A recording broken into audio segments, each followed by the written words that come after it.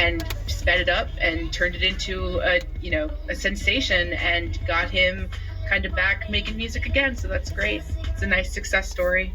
Candace, I'm curious, were there any breakout artists that you would note, and any favorite new artists of 2023?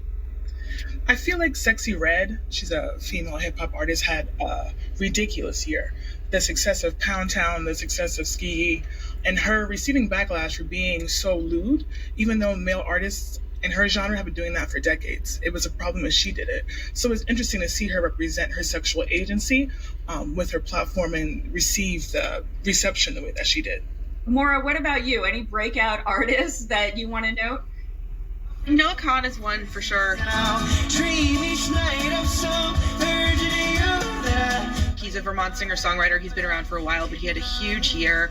Also, Peso Pluma was a big breakthrough artist. He's from Mexico, and he was on the first Musica Mexicana single to crack the top 10 ever. And it's really, bringing together traditional Mexican sounds with ideas borrowed from hip-hop and modern R&B.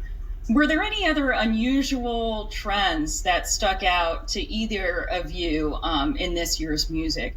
I guess for me, seeing the American charts kind of becoming more globally influenced, you had Jungkook and other members of BTS having a lot of success via streaming.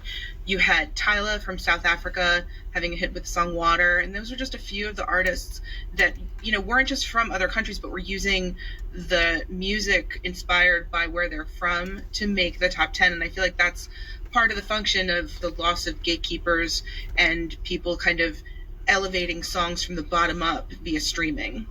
I think it was great to see Black women kind of explore, darker themes in their music. SZA's biggest hit this year was about a revenge fantasy, Kill Bill killing her ex-boyfriend. Don't you know I did it all for us? I just killed my ex. Doja Cat is dressing up as the devil and during her shows and painting the town red. Just seeing this different kind of imagery we see for Black women who aren't afraid to kind of go to those places that other artists have gone. When you listen to a song like Kill Bill by SZA, or when you see the sort of sexual brazenness of some of the music videos that came out this year, how does that land with you as a Black woman consuming the content?